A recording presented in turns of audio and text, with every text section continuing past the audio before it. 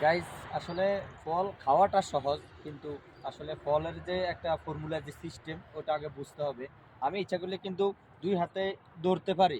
যদি আমি দুই হাতে ধরতে যাই, তাহলে এটা যে হালগুলো আছে এগুলো আমার হাত দিয়ে ঢুকে, আর এগুলা যায় না, এগুলো অনেক সমস্যা দেখা দেয়। তাই আগে এই ঘাস দিয়ে একটু জারিয়ে নিলে পরে দেখা গেছে এই যে হালগুলা থাকে ওগুলা চলে যায়, ওগুলা চলে যায়।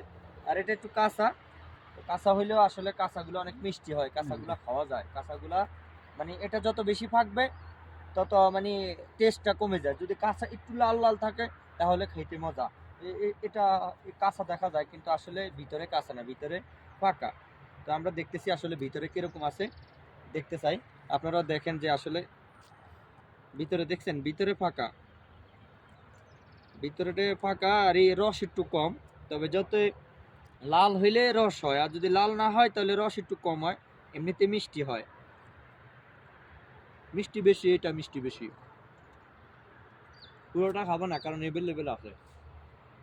হুম, এই যে এটা, এটা দেখতে পারেন আসলে, এটা কিন্তু হাল আছে, হাল কিন্তু আমি এই জেরে মানে আমি গাছ দিয়ে ফিটে ফালাই দিছি।